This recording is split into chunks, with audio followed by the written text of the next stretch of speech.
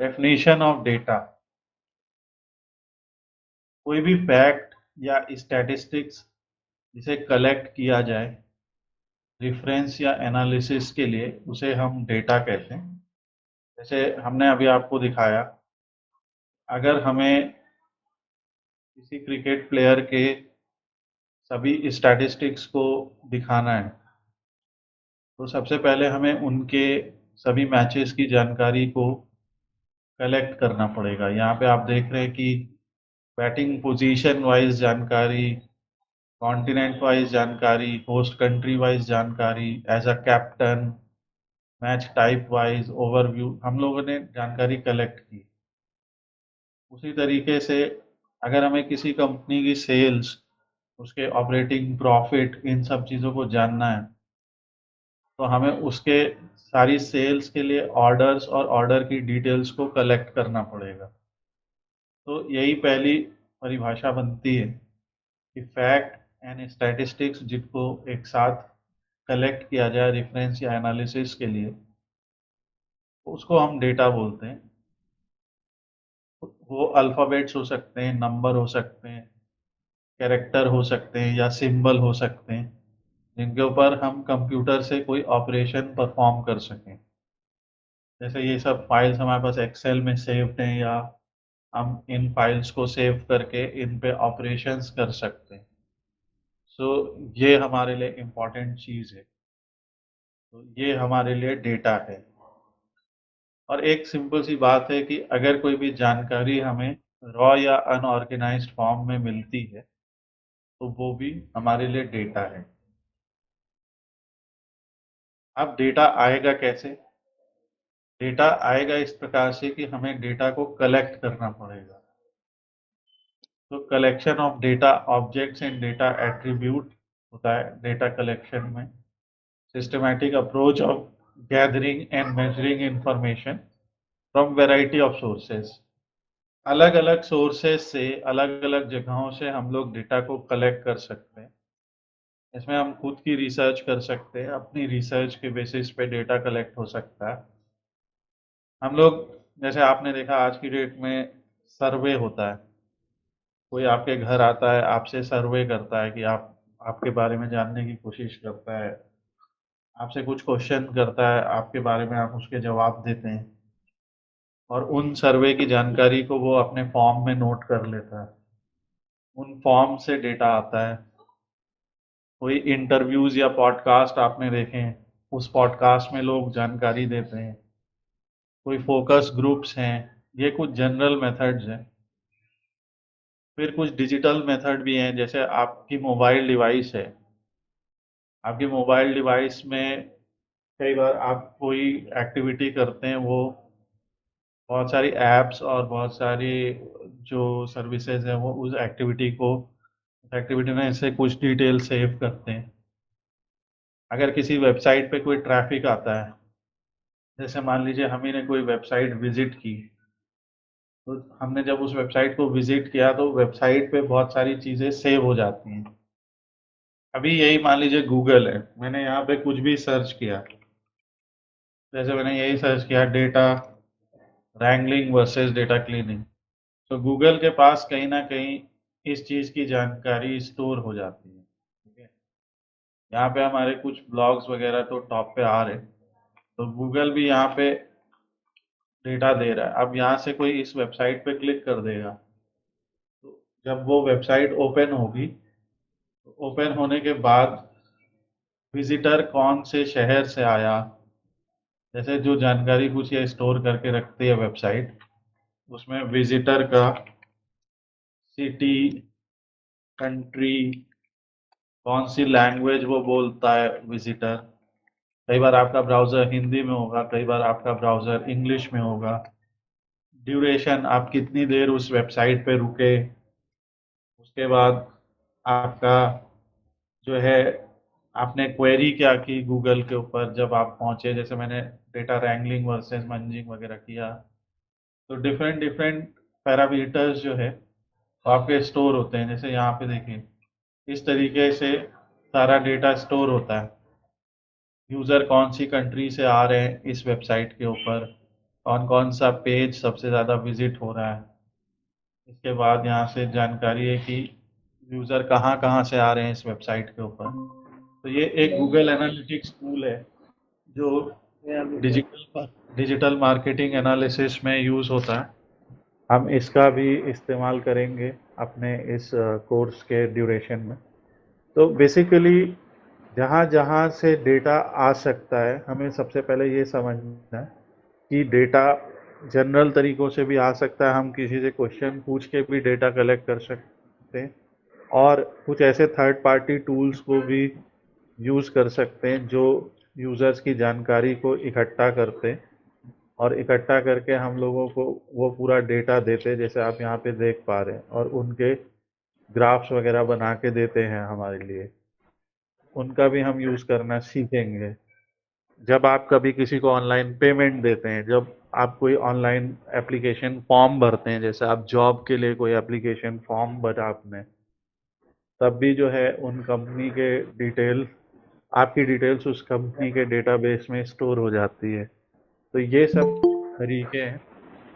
कई बार आपने देखा होगा गूगल के थ्रू हम एक सिंपल सर्वे फॉर्म बना सकते हैं, और उस सर्वे फॉर्म से हम लोगों का डेटा कलेक्ट कर सकते हैं। तो ये एक सिंपल डेटा कलेक्शन है।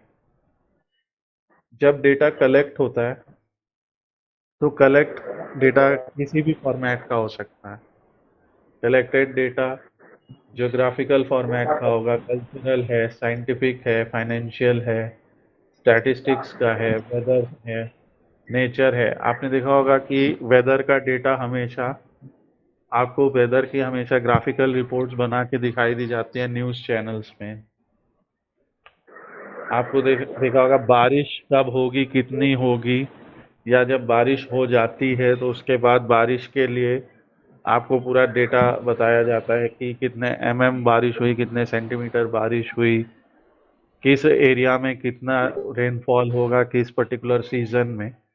ये सारी जानकारी फोरकास्ट की जाती है। तो ये इसी बेसिस पे होता है, because you have collected some data. Then यहाँ पे ये हमारा इम्पोर्टेंट चीज़ है। सो ये सारी जानकारी हम लोग जो है यहाँ पे देखेंगे और इस टाइप के प्रोजेक्ट्स करेंगे।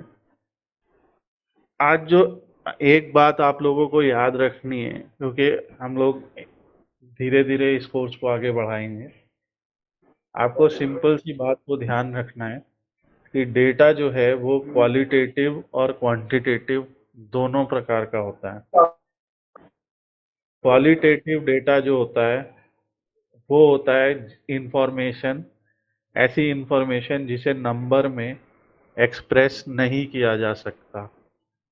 और क्वांटिटेटिव डेटा वो डेटा होता है, ऐसा डेटा जो नंबर में एक्सप्रेस किया जाता है। अब जैसे फॉर एग्जांपल मैं एक यहाँ पे ऑर्डर की बात करता हूँ, या ऑर्डर डिटेल की बात करता हूँ। तो ये एक ऑर्डर की डिटेल है, किस कैटेगरी का प्रोडक्ट ऑर्डर किया गया। ये कोई नंबर नहीं है, ये एक टेक्स्ट है। इसमें सिर्फ लिखा है कि किस कैटेगरी का ऑर्डर किया गया, और यहाँ पे कैटेगरी 3 ही है केवल। ऑर्डर भले ही हमारे 1500 हुए हैं। तो यहाँ पे अगर हम इसकी एक छोटी सी समरी देखें तो ऑर्डर टोटल कितने हुए, 1500, पर कैटेगरीज कितनी हैं, केवल 3, ओनली 3। और ये कैटेगरीज का जो डेटा टाइप है वो क्या है, कैटेगरीज का डेटा टाइप क्या है, ये कैटेगरीज का डेटा टाइप है स्ट्रिंग वैल्यूज। स्ट्रिंग वैल्यूज मतलब, अभी हम साधारण भाषा में बात करें, अल्फाबेट है, कोई नंबर नहीं है। कैटेगरी में है कि आपने किस कैटेगरी का प्रोडक्ट ऑर्डर करा है। क्लोथिंग है, कपड़े लत्ते, इलेक्ट्रॉनिक या फर्नीचर। देन आपका जो पेमेंट मोड है, पेमेंट मोड भी आपके केवल 5 हैं। पेमेंट मोड भी आप देखिए, भले ही 1500 ऑर्डर हुए हैं, पर पेमेंट मोड के जो ऑप्शन हैं वो केवल 5 हैं। ओनली 5, जिसमें और इनका जो डेटा टाइप है, पेमेंट मोड का जो डेटा टाइप है वो भी अल्फ़ाबेट है। सो ऐसे वैल्यूज जिनका डेटा टाइप अल्फ़ाबेट हो और एक मिनिमम नंबर ऑफ वैल्यूज हो वहाँ पे, ऐसे डेटा को हम लोग क्वालिटेटिव डेटा कहते हैं। क्वालिटेटिव डेटा, क्वालिटेटिव का मतलब है ये क्वालिटी को बता रहा है, किसी प्रकार की क्वालिटी को बता रहा है। जैसे मान लीजिए हम किसी का नाम बताना चाहते हैं, तो उसका नाम एक क्वालिटेटिव डेटा है। नाम कोई नंबर नहीं है। नाम में जैसे अभी आप लोग ही ज्वाइन हुए क्लास में, तो आप लोगों में बहुत सारे लोग के अलग अलग नाम हैं। नाम कोई नंबर नहीं है। जो लोग ज्वाइन हुए उन सब के अपने जेंडर्स भी हैं। जेंडर मेल फीमेल या अदर होगा। तो ये भी भले ही क्लास में 1,000 बच्चा ज्वाइन हो जाए, लेकिन जेंडर एक कुछ स्पेसिफिक नंबर ऑफ जेंडर्स ही होंगे, और वो एक आपके एक प्रॉपर्टी या आपका एक एट्रीब्यूट है। तो वो भी एक क्वालिटेटिव डेटा है। स्मेल जैसे बात हो रही है, smell like buttery fruity sweet. तो ये जो स्मेल की बात होती है, जैसे मान लीजिए आपके पास एक मिठाई आई या एक कोई खाने का सामान आया, तो उसकी एक स्मेल होएगी, बटरी फ्रूटी स्वीट, ये उस खाने की प्रॉपर्टी बता रही है। तो ये क्वालिटेटिव डेटा होता है। जब कभी हमें एक डेटा सेट मिलेगा, उस डेटा सेट में हमें कई तरीके के कॉलम्स मिलेंगे। उसमें बहुत सारे कॉलम ऐसे हों जो क्वालिटेटिव डेटा होगा, और बहुत सारे ऐसे कॉलम होंगे जो क्वांटिटेटिव डेटा होगा। अब ये क्वांटिटेटिव डेटा आप समझ सकते हैं। क्वांटिटेटिव डेटा सीधा सीधा नंबर होता है। क्वांटिटेटिव डेटा का जो डेटा टाइप होएगा वो एक नंबर होगा। नंबर में हमारे पास दो तरीके के नंबर हो सकते हैं, वो इंटीजर हो सकता है या डेसिमल हो सकता है। इंटीजर वो वैल्यू होएगी जो होल नंबर होगा। जैसे यहाँ पे आप देख रहे हैं क्वांटिटी जो है, क्वांटिटी जो है वो एक इंटीजर वैल्यू है। कोई ऑर्डर में एक क्वांटिटी दो क्वांटिटी ऐसे करेगा, तो क्वांटिटी हमेशा नंबर एक होल नंबर होगी। जैसे अगर मैं आप लोग से पूछूं कि आपके कितने फ्रेंड हैं, आपका जवाब होगा 2 फ्रेंड है, 3 हैं, 4 हैं। आप ये नहीं कहेंगे मेरे 2.5 फ्रेंड्स हैं, क्योंकि कई चीज़ों के ऐसी क्वांटिटी होती है जो सिर्फ एक whole number as a integer बताई जा सकती है। आपसे पूछूं आपके घर में कितने फ़ोन हैं या कितने लोग हैं, तो आप यही बताएंगे मेरे घर में 4 लोग हैं, 5 लोग हैं, 3 लोग हैं। इस टाइप से आप एक नंबर बताएंगे, और नंबर जो होगा वो भी इंटीजर होगा, होल नंबर होगा। तो देर आर सर्टेन वैल्यूज जिनकी इंफॉर्मेशन सिर्फ एक होल नंबर से दी जाती है, और कुछ वैल्यू जैसे सेल्स है। मान लीजिए इसी में अभी हम लोग टैक्स लगा दें, तो सेल्स की वैल्यू जो है वो आपकी डेसिमल नंबर में आ सकती है। तो इसलिए बहुत इम्पोर्टेंट होता है हमारे लिए ये जानना कि जो डेटा होता है वो किस टाइप का होता है। तो बिकॉज कुछ लोग अभी दोबारा से ज्वाइन हुए हैं, मैं एक बार सारा रिवीजन कराता हूँ। हम लोग यहाँ पे सीधी बात कर रहे हैं, डेटा 2 टाइप का होता है। पहला क्वालिटेटिव, दूसरा क्वांटिटेटिव। क्वालिटेटिव जैसे इससे आपको पता चल रहा है किसी ऑब्जेक्ट, किसी पर्सन या किसी पर्टिकुलर इवेंट की क्वालिटी बताने वाला। इसका डेटा टाइप होएगा अल्फाबेट। ये हमेशा अल्फाबेट में रिप्रेजेंट किया जाएगा। इसके एग्जाम्पल हैं क्वालिटेटिव डेटा के। जैसे मान लीजिए मैं एक सर्वे कर रहा हूँ, मैंने किसी से पूछा आपका जेंडर क्या है, मैंने पूछा आपका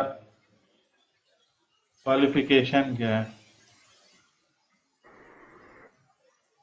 कोई कहेगा मैंने 12th पास किया है, कोई कहेगा मैं ग्रेजुएट हूँ, कोई कहेगा मैंने पोस्ट ग्रेजुएशन करेगा, कोई कहेगा मैंने पीएचडी किया हुआ है। सो डिपेंडिंग अपॉन आप अपना क्वालिफिकेशन।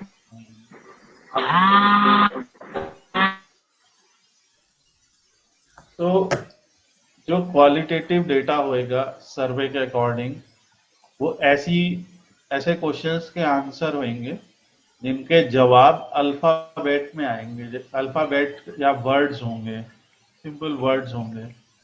जैसे जेंडर, मान लीजिए मैंने किसी से पूछा, उन्होंने वो जवाब देंगे मेल या फीमेल, मेल फीमेल या अदर। तो यहाँ पे हमारे पास ये 3 ऑप्शंस हैं।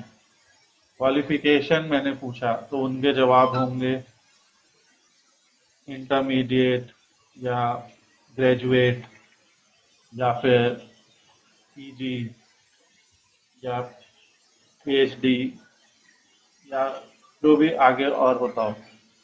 तो इस टाइप से जवाब होंगे।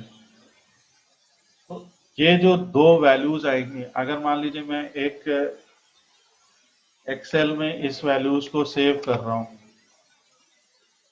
तो एक्सेल में जैसे मैंने सबसे पूछे, मैं किसी से नाम पूछा, दूसरा मैं उससे उसकी क्वालिफिकेशन पूछने वाला हूँ, तीसरा मैं उससे पूछूंगा कि आपका जेंडर क्या है, चौथा मैं आपसे पूछूंगा आपकी एज क्या है, आपकी हाइट क्या है। मैं एक एग्जांपल दे रहा हूँ।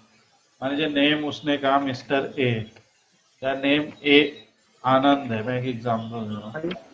आनंद की क्वालिफिकेशन है ग्रेजुएट, जेंडर है मेल, एज है 23, हाइट है 160 या 178.2। उसी तरह से मैंने दूसरे पूछा, मान लीजिए इनका नाम है जेनिफर, इनकी ग्रेजुएशन है पोस्ट ग्रेजुएट, इनका जेंडर है फीमेल, इनकी एज है मान लीजिए 26 और इनकी हाइट है 160.2। अब यहाँ पे अगर हम देखें तो ये जो हमारी फील्ड्स हैं, ये सारी फील्ड के जो है क्वालिटेटिव डेटा है, क्योंकि इन फील्ड्स में जो भी डेटा एंट्री आने वाली है उसमें हमेशा वर्ड या अल्फाबेट ही आने वाला है। पर हम देखें ये जो 2 फील्ड हैं, ये 2 फील्ड हमारे पास है, ये दोनों नंबर्स हैं, ये दोनों नंबर है। हमने इनसे पूछा नंबर ऑफ फोन्स, एक एग्जांपल पूछा कि आपके पास कितने नंबर ऑफ फोन्स हैं। इसका जवाब ये यही देंगे, इन्होंने कहा मेरे पास 2 फोन है, इन्होंने कहा मेरे पास 3 फोन है। तो ये सारे वैल्यूज नंबर हैं और ये सारे वैल्यूज के जो आंसर हैं वो अल्फाबेट्स हैं। पहले जो ये वाला पार्ट है, जितना ग्रीन वाला, ये जितना भी पर्पल वाला पार्ट है, ये पर्पल वाले वैल्यूज को हम लोग कहेंगे क्वांटिटेटिव, क्योंकि ये एक क्वांटिटी दिखा रहे, एक नंबर दिखा रहे। और जितने भी ये ग्रीन वाले पार्ट हैं इसको हम लोग कहेंगे क्वालिटेटिव, क्योंकि ये उस पर्टिकुलर पर्सन की क्वालिटी बता रहे। और इस तरीके से होएगा डेटा कलेक्शन। ये डेटा हमारी कंपनी के एम्प्लॉयज का हो सकता है, किसी कॉलेज के स्टाफ का हो सकता है, या हमारी कंपनी के लिए टारगेट ऑडियंस का हो सकता है। It can be anything. इसमें और भी बहुत सारी चीजें आ सकती हैं। तो अगर मान लीजिए मैं आप लोगों से एक सिंपल क्वेश्चन पूछता हूँ, अगर हम यहाँ पे सिटी लेक पूछते हैं आपसे, सिटी, अभी मैं इस पे कोई कलर नहीं दे रहा हूँ, तो आपके हिसाब से ये सिटी का नाम जो होगा किसी पर्सन का, ये सिटी का नाम क्वालिटेटिव में जाएगा या क्वांटिटेटिव में? मान लीजिए सिटी की जानकारी उसने दी, किसी ने कहा मेरा सिटी है लखनऊ और किसी ने कहा मेरा सिटी है न्यूयॉर्क। अब आप बताइए ये क्वालिटेटिव डेटा है या क्वांटिटेटिव डेटा है?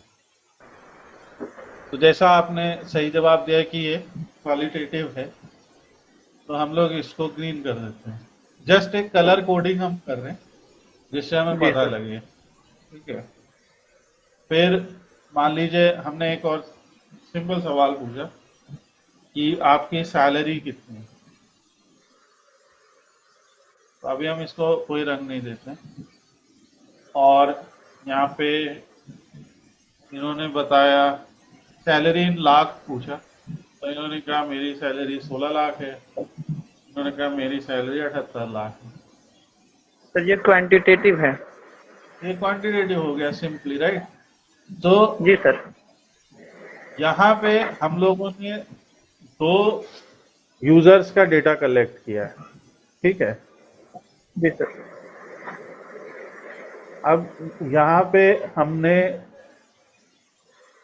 सचिन तेंदुलकर जी का डेटा कलेक्ट किया, उनके सारे स्टैट्स, उन्होंने हर टीम के अगेंस्ट कितने कितने रन बनाए, ठीक है, उनके record, like in host country wise, continent wise, ये। तो यहाँ पे आप देख रहे हैं कि कॉन्टिनेंट जो है वो एक क्वालिटेटिव हो गया, राइट। Yes sir. बाकी मैचेस कितने खेले, इनिंग्स कितनी खेली, नॉट आउट कितने गए, ये। ये और आप जब भी कोई सब हाँ क्वांटिटी बता रहा, और जब आप किसी चैनल पे किसी प्लेयर के स्टैट्स देखते हैं तो वो एंड ऑफ द डे आपको स्टैट्स जो हैं वो ग्राफिकली दिखाते हैं ना, कई बार ग्राफिकली या नंबर्स में दिखाते, राइट। इसी तरह से हम लोगों ने सभी के लिए एक बना रखा है, विराट कोहली का, धोनी का,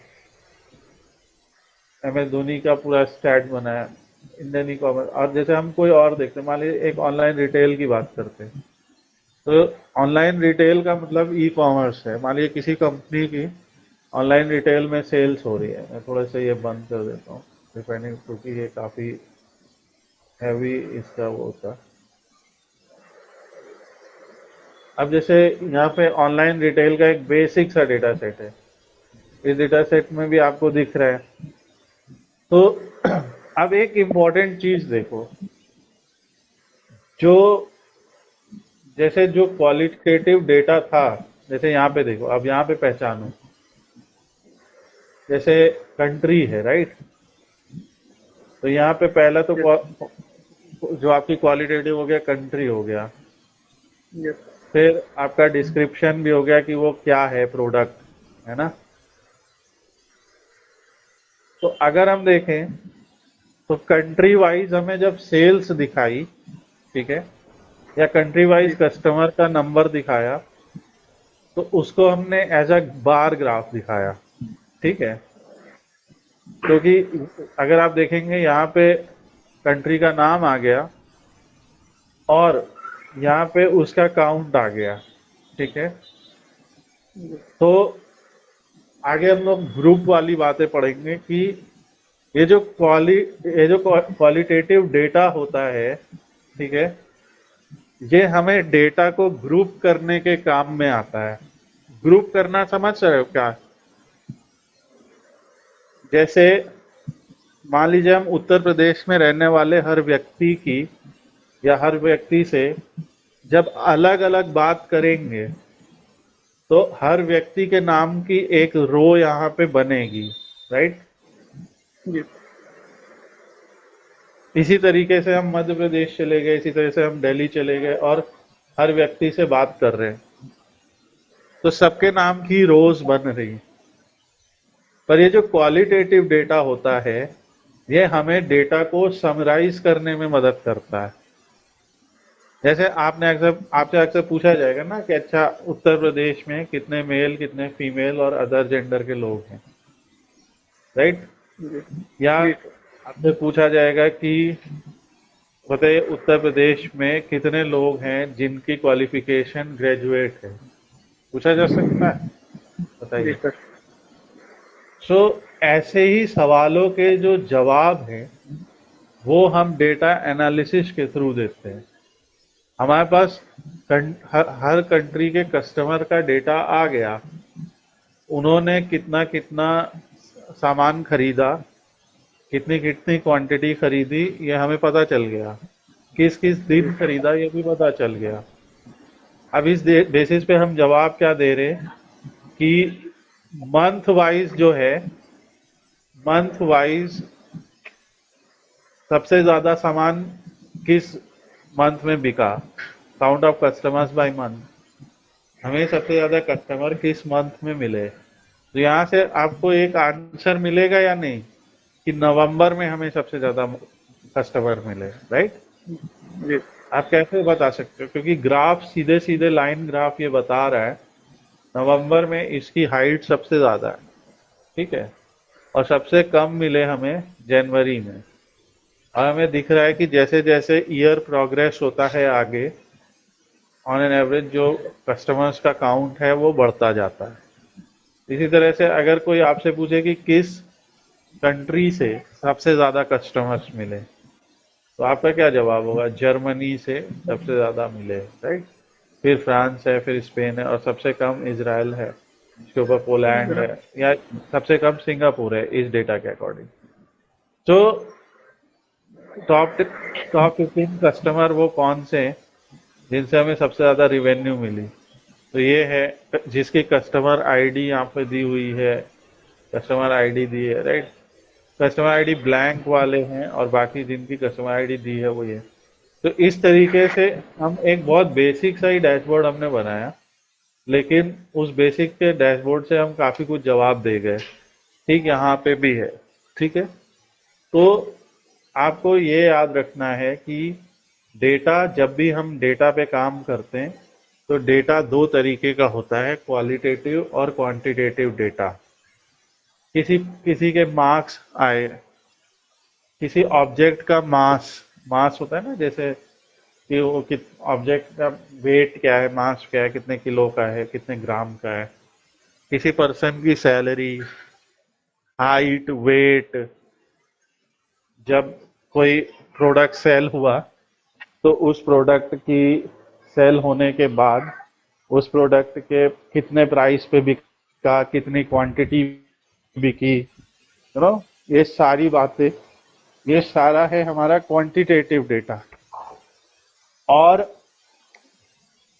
वो प्रोडक्ट किसने खरीदा, जिसने खरीदा उसका स्टेट क्या है, उसका सिटी क्या है, उसका जेंडर क्या है, राइट? उसकी हॉबी या उसके इंटरेस्ट क्या है, उसका क्वालिफिकेशन क्या है, इस टाइप की जो जानकारी, ये होता है क्वालिटेटिव। और इन दोनों के कॉम्बिनेशन से मिलके बनता है एक डेटा सेट। तो जो एक डेटा सेट होता है, उस डेटा सेट में जो कॉलम्स होते हैं, ठीक है, वो कॉलम्स हमारा डेटा होता है। अगर हमसे कोई पूछता है कि डेटा सेट में डेटा क्या है, जैसे हम एक पैथोलॉजी का डेटा दिखाते हैं,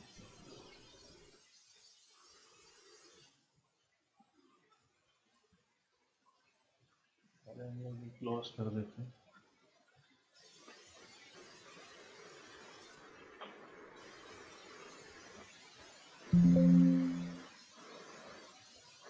ये देखिए, जैसे किसी का ब्लड टेस्ट हुआ, तो ब्लड टेस्ट में उनके जितने भी वाइटल्स हैं वो सारे कैलकुलेट होके आते हैं। आपने देखा होगा कभी किसी की ब्लड टेस्ट रिपोर्ट देखी हो, तो उनका ब्लड ग्लूकोज कितना है, HbA1c कितना है, सिस्टोलिक बीपी कितना है, डायस्टोलिक बीपी कितना है, LDL, HDL, ट्राइग्लिसराइड, हेमोग्लोबिन, ये रियल डेटा है। और इसके बेसिस पे उस पर्टिकुलर पर्सन की कंडीशन पता चल रही है, कंडीशन में जैसे उसे एनीमिया है, फिट है, तो यहाँ पे क्वालिटेटिव कौन सा है और क्वांटिटेटिव कौन से हैं? कैन यू स्पॉट देम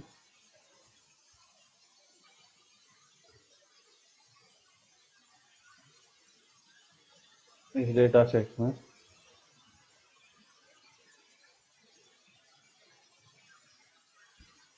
अगर आप नहीं स्पॉट कर पा रहे तो मैं सिंपल बता दूं, यहाँ पे सिर्फ एक क्वालिटेटिव डेटा है, वो है कंडीशन।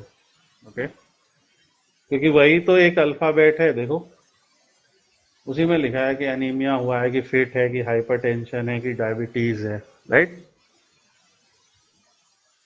और बाकी सारे नंबर्स हैं। तो इस टाइप का जो डेटा सेट हमारे सामने आता है, तो उस पे भी हम लोग पूरी डायग्नोस्टिक एनालिसिस करते हैं और सभी लोग का डेटा कलेक्ट करके उसे थोड़ा सा क्लीनिंग करके एक डैशबोर्ड बनाते हैं। और डैशबोर्ड में अभी आपके सामने आ जाएगा, और इस टाइप का डैशबोर्ड बनाना हम सिखाएंगे आपको। देखो, इसमें हम देख रहे हैं कि एवरेज ग्लूकोज लेवल कितना है, एवरेज बीपी कितना है, लोअर वाला, अपर वाला, हेमोग्लोबिन कितना है।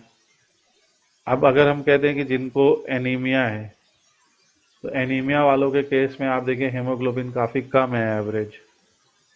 जिन्हें डायबिटीज़ है उनका हेमोग्लोबिन तो सही है, मगर उनका आप ग्लूकोज देख रहे हैं काफ़ी ज़्यादा है। जब ग्लूकोज बढ़ जाता है तभी डायबिटीज़ आता है। फिट लोग हैं उनका ग्लूकोज भी सही है, बीपी तो थोड़ा सा लो दिखता है, मगर हेमोग्लोबिन सही है, HbA1c ठीक दिखता है।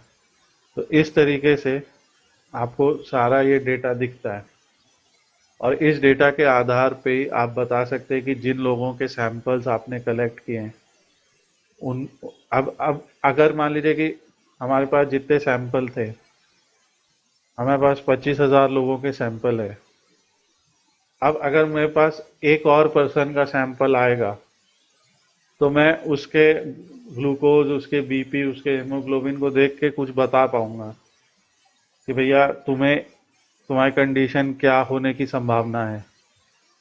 क्योंकि हमने देखा है कि ऐसे 25,000 लोगों का डेटा एनालाइज किया है, और उन 25,000 लोगों में जिनका इस तरीके का कॉम्बिनेशन आता है, उनके हाई कोलेस्ट्रॉल होता है या उनके हाइपरटेंशन होता है। So on the basis of data analysis, इसका जो एंड रिजल्ट होता है कि हम करने की क्या कोशिश कर रहे हैं, हम बेसिकली ये पता करने की कोशिश कर रहे हैं, जैसे इस डेटा के अकॉर्डिंग, कि फिट रहने के लिए क्या क्या इनमें से ज़रूरी है। भाई डॉक्टर ऐसे ही तो आपको सलाह देता है ना, कि अगर आपका हेमोग्लोबिन कम हो गया है तो आपको कहेगा भैया अनार खा लो, आयरन वाली चीज़ें ज़्यादा खाओ, जिससे तुम्हारा हेमोग्लोबिन बढ़ जाएगा। और अगर आपका ग्लूकोज ज़्यादा है और हेमोग्लोबिन कम है, तो आपको वो कुछ इस तरह की सलाह देगा कि ऐसा ना हो कि कोई ऐसा फल खा लो कि जिससे ग्लूकोज और बढ़ जाए। तो डॉक्टर की सलाह इसीलिए हर पैरामीटर के बेसिस पे होती है।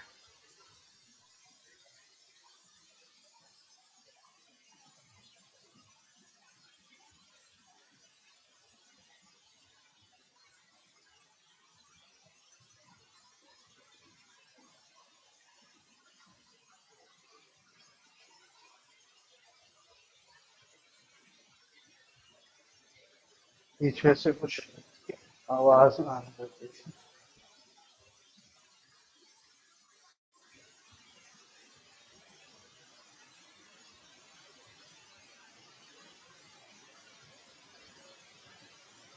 इस डायग्राम में सिंपली क्या बताया जा रहा है कि मान लीजिए हमारे पास जो हमारा वर्ल्ड है, उस वर्ल्ड में हो रहे हैं बहुत सारे इवेंट्स।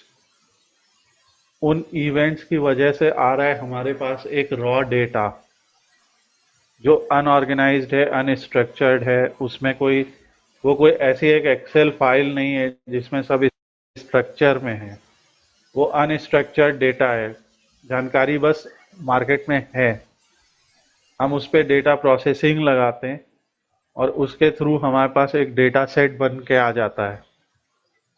तो data processing, data cleaning, data munging, and अलग अलग कई चीजें लगाते, और उन पर्टिकुलर प्रोसेसिंग टेक्निक्स के बाद हम फाइनली डेटा को इस तरीके से कलेक्ट कर लेते हैं। जैसे यहाँ पे क्या हुआ कि मान लीजिए हमने करीब 25,000 लोगों की ब्लड टेस्ट रिपोर्ट जो है, वो जो पीडीएफ फॉर्म में हमें मिली, हमने उनसे रिक्वेस्ट किया जिन्होंने अपनी ब्लड टेस्ट रिपोर्ट कराई एक पर्टिकुलर सीजन में, कुछ डायग्नोस्टिक सेंटर्स एक्सेट्रा, तो हमने एनोनिमसली उन सब की रिपोर्ट ली।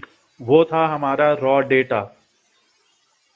तो वर्ल्ड में जैसे रॉ डेटा था, वो रिपोर्ट थी मेरे पास। उन लोगों ने सबने अपने ब्लड टेस्ट कराए थे और डायग्नोस्टिक सेंटर्स ने उन्हें रिपोर्ट रिलीज की थी। पर हमने अपना डेटा एंट्री, थोड़ा जहाँ डेटा क्लीनिंग, कुछ रिपोर्ट्स में कुछ मेथड थे, कुछ रिपोर्ट में कुछ मेथड थे, ऐसे करते करते नॉर्मलाइजेशन करते करते एक फाइनल डेटा सेट बना लिया। अब इस डेटा सेट में हमें पता चल गया कि इसकी ब्लड ग्लूकोज कितनी है, किसकी HbA1c, और उनके बीपी, LDL, HDL सब कुछ पता चल गया। और उन्हें डॉक्टर ने क्या कंडीशन बताई, या उन्हें क्या कंडीशन है, या उन्होंने ब्लड टेस्ट किस वजह से कराया, एनीमिया है, फिट है, हाइपरटेंशन है, डायबिटीज है, इस टाइप के, या हाई कोलेस्ट्रॉल है, इन सब कंडीशंस को जाना।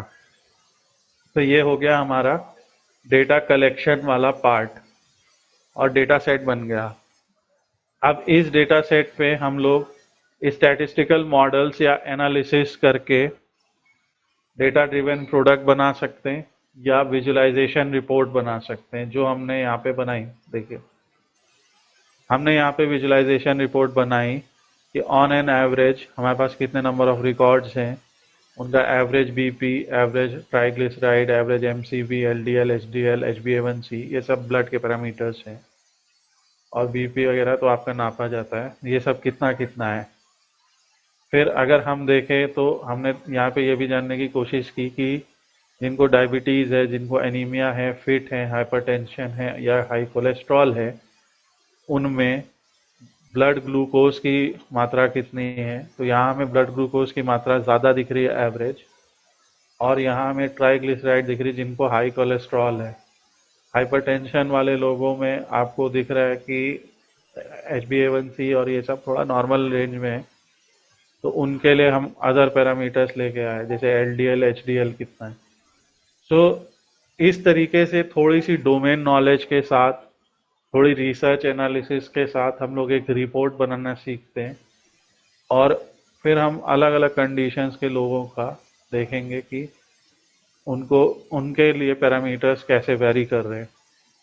तो वही यहाँ पे ये पूरा प्रोसेस बताया गया है कि ये आपके रिपोर्ट बन जाती है। इसके आगे की स्टेज होती है मशीन लर्निंग। जो लोग डेटा साइंस में ज़्यादा रुचि रखते हैं, कि हम एक ऐसा मॉडल बना दें, जैसे मैंने अभी बात की कि मान लीजिए मैंने कल को ब्लड टेस्ट रिपोर्ट कराई, और मैंने मशीन को ये अपने सारे पैरामीटर दे दिए। उसने मुझे एक एक करके सारे पैरामीटर्स पूछे, मैंने बता दिए। तो वो मॉडल जो है प्रिडिक्ट करके बताए कि जो हमारी आउटपुट है, ये कंडीशन, कि इन पैरामीटर्स के हिसाब से मुझे क्या कंडीशन होने की संभावना है। अगर उसने कह दिया भाई सब लगता है तुम फिट हो, तो मैं बहुत अच्छी बात है। अगर मॉडल ने कहा नहीं भाई तुम्हें हाई कोलेस्ट्रॉल, इतने % चांसेस हैं कि तुम्हारा हाई कोलेस्ट्रॉल हो सकता है, तो मैं डॉक्टर के पास जा सकता हूँ और ऑब्वियसली उनसे राय ले सकता हूँ। कोई ज़रूरी नहीं है कि हम लोग उस मॉडल को सबसे एक्यूरेट मॉडल मान ले, बट यही आज की डेट में मशीन लर्निंग में हो रहा है। आपके पास डेटा आता है, अभी जैसे ये सेल्स का डेटा है, इसे हमें पता चल रहा है कि कौन कौन से पेमेंट मोड के द्वारा सबसे ज़्यादा सेल्स हो रही है, डेट वाइज, ईयर वाइज कितनी कितने सेल्स हो रही है, state wise, city wise sales हो रही है। तो इसके बेसिस पे हम अगले साल होने वाले सेल्स और प्रॉफिट को प्रेडिक्ट कर सकते हैं, फोरकास्ट कर सकते हैं, वो भी हम लोग सीखेंगे। तो ये हमारा जो स्टेज होता है, कि डेटा है, डेटा को कलेक्ट करा, एक डेटा सेट बनाया। एक डेटा सेट ऐसा होता है, एक डेटा सेट में हमारे पास फील्ड्स होती हैं, ये फील्ड डेटा है, ये एक डेटा है, ये एक डेटा है, ये एक डेटा है, तो पूरा एक डेटा सेट है। और हर फील्ड या तो क्वालिटेटिव होती है या क्वांटिटेटिव होती है। अगर वो फील्ड क्वांटिटेटिव होती है तो उसके बेसिस पे हम लोग ऐसे बार चार्ट या पाई चार्ट बनाते हैं। अगर वो फील्ड नंबर होती है तो नंबर के बेसिस पे हम लोग ऐसे लाइन चार्ट्स वगैरह बनाते हैं। और आगे के चैप्टर में हम यही सीखने वाले हैं कि किस टाइप के डेटा पे लाइन चार्ट बनाना सही है, किस टाइप के डेटा पे बार चार्ट बनाना सही है, किस टाइप के डेटा के लिए पाई चार्ट बनेगा, अलग अलग चार्ट क्या क्या हैं, मैप विजुअल कैसे बनाएंगे। हम लोग को एक यहाँ पे ये जो दिख रहा है, ये वाला, ये ट्री मैप कहलाता है। तो ट्री मैप क्या रिप्रेजेंट करता है, कैसे बनाएंगे। तो हमारे कोर्स में हम लोग सीधी सीधी बात बेसिक बेसिक एग्जाम्पल से करेंगे, जो रियल टाइम एग्जाम्पल हैं। और आप लोगों के भी अगर कोई क्वेश्चंस होंगे कि आप जो है कोई चीज़ ऐसी सीखना चाह रहे, किसी पर्टिकुलर टाइप के डेटा सेट पे रिसर्च करना चाह रहे हैं, तो उसके लिए भी, रिसर्च करने के लिए डेटा कैसे कलेक्ट करना है, क्या करना है, वो सब भी हम लोग सीखेंगे। ओके, तो ये आप लोग जो है इसको प्रोसेस कीजिए। ये हमारा अभी ये पीपीटी मैं आप लोगों को शेयर कर दूंगा, तो इस पीपीटी को आप थोड़ा सा देख के रिवीजन कीजिएगा।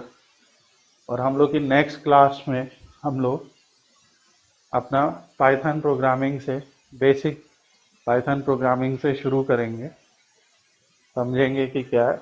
मैं आपको दो ऑप्शन दे रहा हूँ, पाइथन भी एसक्यूएल भी। तो हम एसक्यूएल को भी पढ़ा सकते, पाइथन को भी, तो जिसके भी आपको इजी लगे वो हम लोग डिसाइड कर लेंगे। अभी मैं अजीत से बात करूँगा and then we will let you no.